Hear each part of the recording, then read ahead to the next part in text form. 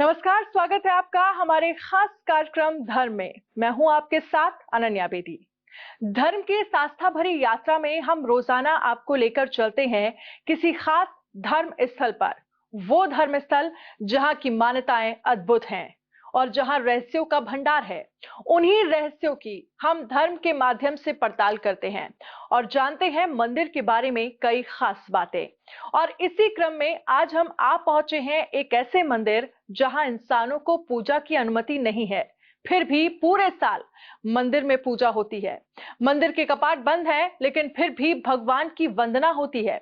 आखिर क्या है इस मंदिर का रहस्य? आज धर्म की यात्रा पर इसी रहस्य की पड़ताल करेंगे।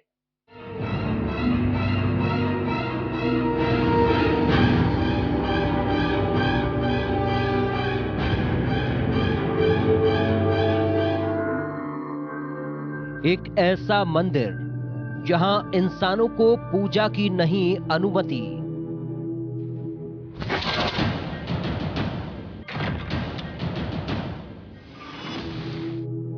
फिर भी पूरे साल होती है मंदिर में पूजा। मंदिर के कपाट हैं बंद।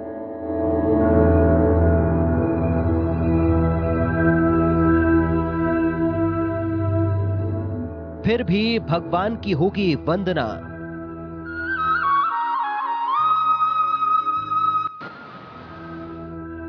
आखिर क्या है रहस्य, जानेंगे आज ये हम।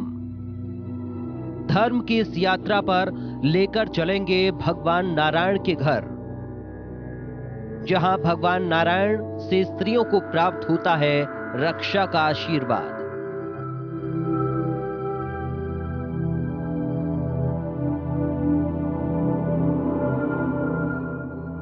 यात्रा है दुर्गम, आ चुके हैं हम उर्गम। इसके आगे 12 किलोमीटर की सीधी चढ़ाई है।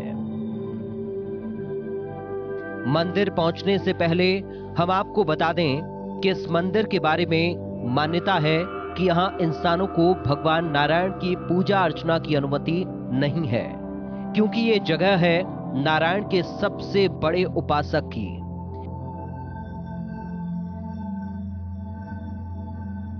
कौन है ये उपासक, जानेंगे आज हम धर्म के इस सफर पर।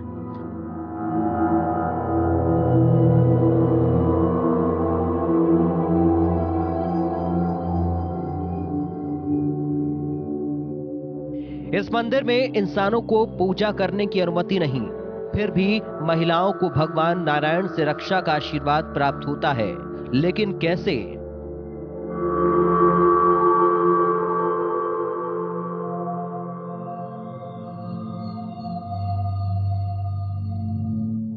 यही समझने के लिए आज धर्म की टीम भगवान नारायण के इस मंदिर तक पहुंचेगी और इस यात्रा के दौरान हम आपको मंदिर, उससे जुड़ी मान्यताओं और जानकारियों को साझा करते हुए चलेंगे।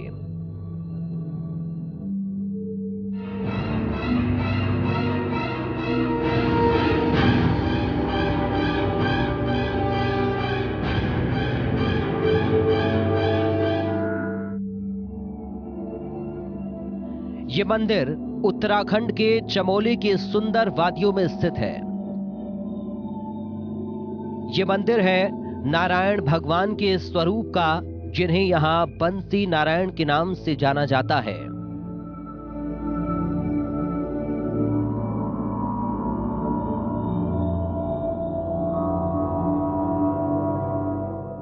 हमने जब से सुना है कि इस मंदिर में मनुष्यों को पूजा अर्चना की अनुमति नहीं है, क्योंकि इस मंदिर पर मनुष्य का अधिकार ही नहीं है, तो हमारे कदम अनायास इसका कारण और इस रहस्य को समझने के लिए मंदिर की तरफ बढ़ते चले गए।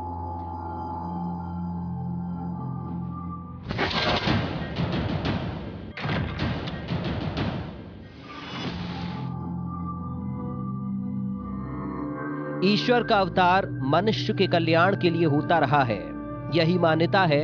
ईश्वर और इंसान का सीधा संबंध माना जाता है, लेकिन यहां इंसान के पूजा करने पर ही रोक है।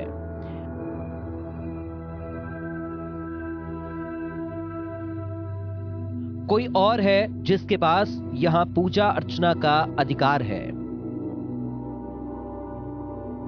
आखिर वो कौन है? ये प्रश्न ही हमारी उत्सुकता बढ़ा रहा था।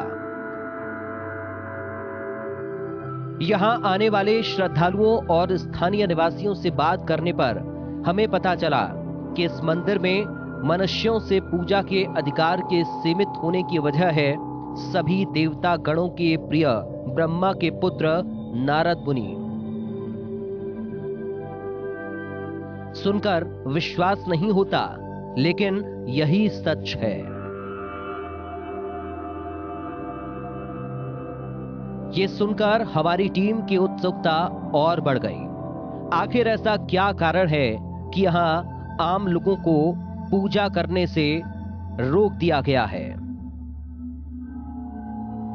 ये सवाल वैसे तो अपने आप में इंसानी दिमाग को पूरी तरह से झकझोर देने वाला है, लेकिन इस रहस्य पर से भी जल्द ही पर्दा उठ गया।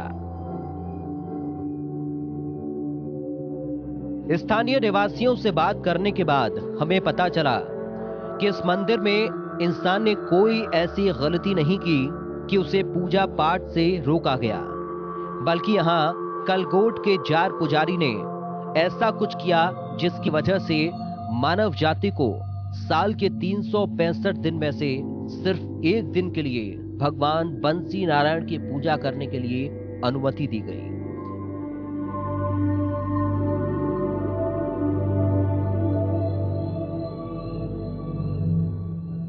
ये सुनने के बाद हमारा अगला सवाल था, तो क्या बाकी के 364 दिन ये मंदिर बंद रहता है? और अगर ये मंदिर बंद रहता है तो कौन है जो भगवान बंसी नारायण की पूजा अर्चना करता है? यहां मौजूद श्रद्धालुओं से बात करने पर हमें मुश्किल सवाल का जवाब भी मिल गया। बताया जाता है कि साल के 364 दिन जब मानव जाति को भगवान बंसी नारायण की उपासना की अनुमति भी नहीं होती और मंदिर के कपाट भी बंद रहते हैं, कहा जाता है कि ऋषि नारद मुनि यहां भगवान बंसी नारायण के पास रहकर उनकी पूजा उपासना करते हैं।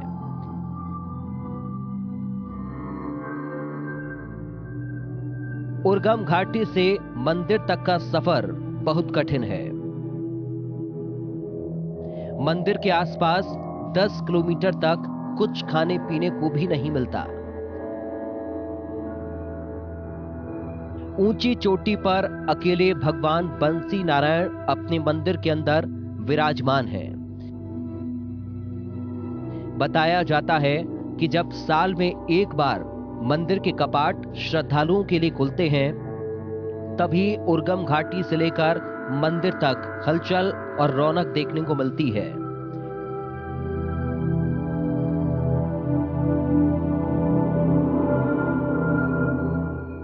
स्थानीय निवासियों की बात सुनकर हमने जब विस्तार से इस बात को समझने के लिए और खंगाला, तो हमें मालूम हुआ कि इस मंदिर की स्थापना और उपासना की कहानी द्वापर काल यानी कि महाभारत के युग से चली आ रही है, और शायद मंदिर भी तभी से बना हुआ है।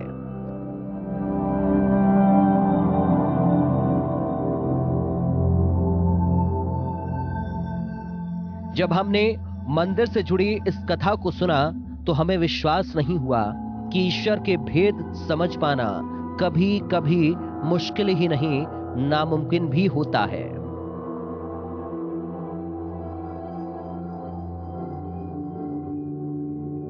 लेकिन सच्चे दिल से मांगने पर तो भगवान भी मिल जाते हैं। सो हमें इस मंदिर के रहस्य के बारे में भी पता चल ही गया, क्योंकि देव ऋषि नारद मुनि साल के 364 दिन इस मंदिर में भगवान बंसी नारायण की उपासना करते हैं। इसलिए उन दिनों में किसी भी मनुष्य को, फिर चाहे बच्चा हो या बड़ा या फिर स्त्री, किसी को अंदर जाने या पूजा अर्चना की अनुमति नहीं है। साल में एक दिन के लिए जब मंदिर के कपाट आम जन के लिए खोले जाते हैं, सिर्फ उसी दिन यहाँ मानव जाति को पूजा अर्चना की अनुमति है और वो विशेष दिन है रक्षाबंधन का। जब सूर्योदय के साथ इस मंदिर के कपाट श्रद्धालुओं के लिए खोले जाते हैं और सूर्यास्त के साथ साल भर के लिए कपाट फिर से बंद हो जाते हैं।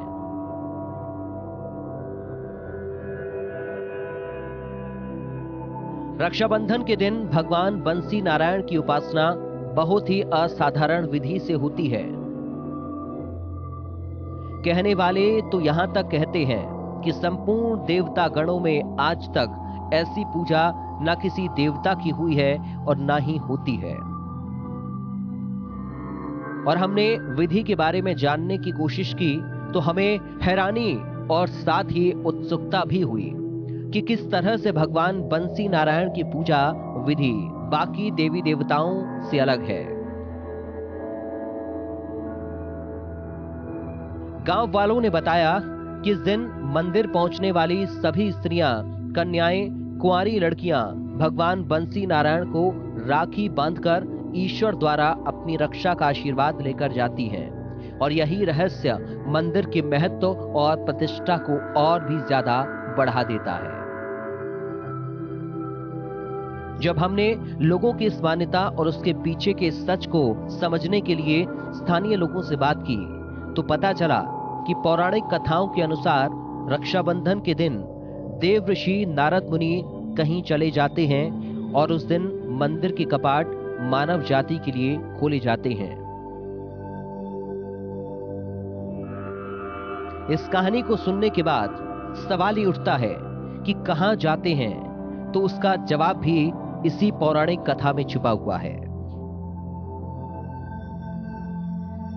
स्कंद पुराण और भगवत गीता के अनुसार राजा बलि के अहंकार को तोड़ने के लिए भगवान विष्णु ने वामन अवतार लिया और 3 कदमों में उन्होंने राजा बलि से तीनों लोक दक्षिणा में प्राप्त कर राजा बलि को पाताल लोक भेज दिया। भगवान विष्णु के दर्शन होने पर राजा बलि का सारा अहंकार मिट्टी में मिल गया और उन्होंने पाताल लोक के वास को स्वीकार कर लिया। साथ ही भगवान विष्णु के आशीर्वाद को प्राप्त करने के लिए राजा बलि ने भगवान विष्णु से अपना द्वारपाल बनने का अनुरोध किया। भगवान विष्णु ने राजा बलि के अनुरोध को स्वीकार कर लिया और राजा के साथ पाताल लोक चले गए, जहां भगवान विष्णु कुछ दिनों के लिए राजा बलि के द्वारपाल बनकर रहे। माता लक्ष्मी इस बात से अनभिज्ञ कुछ दिन भगवान विष्णु का इंतजार करती रही, लेकिन जब भगवान विष्णु नहीं लौटे तो माता लक्ष्मी ने देव ऋषि नारद मुनि से भगवान विष्णु के बारे में पूछा। नारद मुनि ने माता लक्ष्मी को बताया कि भगवान विष्णु कैसे राजा बलि के द्वारपाल बने और उन्हें वापस लाने का तरीका भी बताया। नारद मुनि ने माता लक्ष्मी को बताया कि श्रावण मास की पूर्णिमा को पाताल लोक जाएं और राजा बलि के हाथ पर राखी बांधकर भगवान विष्णु को उनसे मांग लें। माता लक्ष्मी को पाताल लोक का रास्ता मालूम नहीं था। उन्होंने पाताल लोक जाने के लिए देव ऋषि नारद मुनि की मदद ली। माना जाता है कि यही वो दिन है जब नारद मुनि मंदिर छोड़कर गए थे और उनकी अनुपस्थिति में कलगोट गांव के 4 पुजारी ने बंसी नारायण भगवान की पूजा कर दी।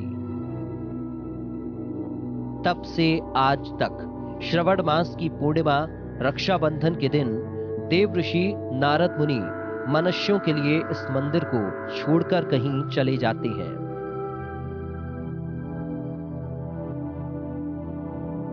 यहां भगवान बंसी नारायण चतुर्भुज रूप में 13,000 फीट की ऊंचाई पर उर्गम घाटी के वादियों पर मौजूद हैं।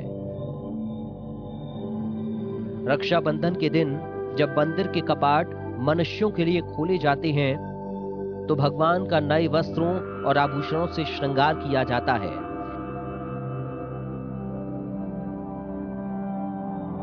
यहाँ एक मेला सा लग जाता है। स्त्रियां भगवान बंसी नारायण और यहाँ आने वाले पुरुष श्रद्धालुओं को राखी बांधती हैं। रक्षाबंधन के लिए यहाँ पर विशेष मेला इसलिए है कि रक्षाबंधन के दिन ही ये मंदिर प्रकट हुआ था पूर्व काल में। राजा जो राजवंश कत्तूर ने जब ये बनाया था तो उस टाइम कहते हैं कि यहाँ की परंपरा की जब ये पृथ्वी जलमग्न हो गई थी तो भगवान नारायण जो है सबसे पहले प्रकट बंसी नारायण, इसका शुद्ध नाम विष्णु नारायण भी कहते हैं। चतुर्भुज रूप में ये तीनों रूप में है, ब्रह्मा विष्णु महेश। तो इसकी विशेष पूजाएं रक्षाबंधन के दिन होती है। घी सतुआ और दही दूध का ही भोग लगता है यहाँ पे, और तेल का तो यहाँ दीपक भी नहीं जलता है। आज रक्षाबंधन के दिन पे यहाँ पे मेले में आई हूँ और यहाँ पे हमारे यहाँ पे हमेशा मेला लगता है रक्षाबंधन के दिन, और कपाट तो आगे ही खुल जाते हैं यहाँ पे, और मेला तो हर साल लगता है यहाँ पे। यहाँ पे पर्यटक स्थल भी हैं और लोग दूर दूर से यहाँ पे घूमने आते हैं। यहाँ से आज के दिन यहाँ पे भाई बहन राखी बांधते हैं और खुशियाँ मनाते हैं। काफी बड़ा मेला लगता है। भगवान के प्रसाद के लिए कलकोट के हर घर से दूध और घी आता है। मंदिर का प्रसाद सभी पुरुष श्रद्धालु मिलकर बनाते हैं। भगवान बंसी नारायण में आस्था रखने वाले श्रद्धालुओं का मानना है कि सुंदर वादियों में उपस्थित ये भगवान विष्णु का मंदिर प्रतीक है, ईश्वर की अनोखी और अद्भुत कृपा का, जिसे सिर्फ ईश्वर का सच्चा प्रेमी ही समझ सकता है। मंदिर के आसपास कई दुर्लभ प्रजाति के फल फूल देखने को मिलते हैं जो कहीं और नहीं मिलते।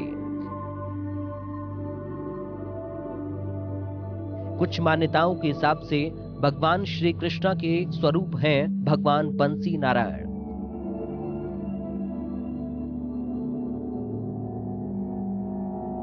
कुछ स्थानीय लोगों का मानना है कि श्री कृष्ण से निस्वार्थ प्रेम करने वाले और उनमें सच्ची श्रद्धा रखने वाले श्रद्धालुओं को यहाँ कभी कभार उनकी मधुर बांसुरी की आवाज भी सुनाई पड़ती है। इसलिए इस मंदिर को बंसी नारायण के नाम से जाना जाता है। मुमकिन तो कुछ भी है, लेकिन हम इस तथ्य को तलाशने आए थे कि क्या सच में यह मंदिर 364 दिन बंद रहता है, और हमने उसकी पूरी कहानी आप तक कामयाबी के साथ पहुंचा दी। फिर मिलेंगे आपसे किसी ऐसे ही अद्भुत और अनूठे सफर पर। तब तक के लिए नारायण नारायण।